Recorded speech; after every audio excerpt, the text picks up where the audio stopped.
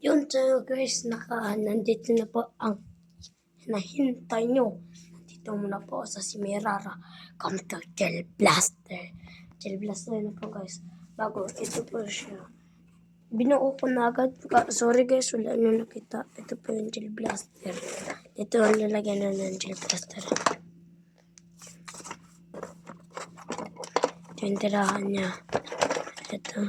Wala din ang Gel Blaster kasi nabuo. Hindi na kasi. Nandito na ang Gel Blaster guys. Ito po yung Gel Blaster guys. Yan. Yan guys yung Gel Blaster. Kung paano po magamit na to. Yan.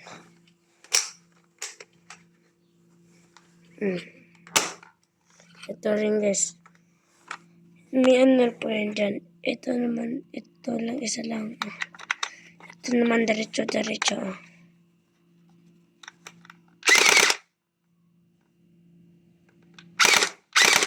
Yan guys. Yan. Ito po. Sa Shopee po namin ito na-order. Yan. Guys, hindi namin alam ko sa inyo kung may scam ba kayo, hindi. Kami, wala kami na scam. Ito po yun. Wala po kami nagaya kasi alam na namin. Guys, may free salamin. Bugo, charger. Hindi ko alam kung asan ito nalagay. Bugo, ito yung tirahan. Tapos guys, mag-content po tayo na to. Mag-content tayo ng Gel Blaster ha. Abangan nyo lang po. Ha? So ngayon, bye-bye muna tayo. Hintay lang muna kayo sa may part 1. Ha?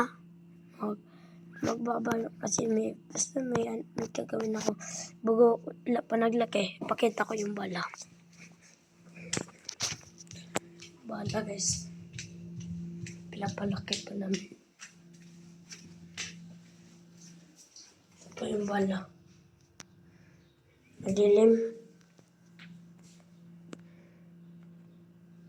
Madilim guys. Madilim. Basta guys, nandito yun. Nandyan. Black and tubig. Ayun guys. Bakit di ko alam kung bakit madilim. Ito yung bala maliit pa. Pinapalaki pa. Ngayon guys, bye-bye! Wait lang, punta natin yung Gel Blaster natin guys. Yan. Dito yung nakalagay. Dito siya. Bye-bye! Up to content.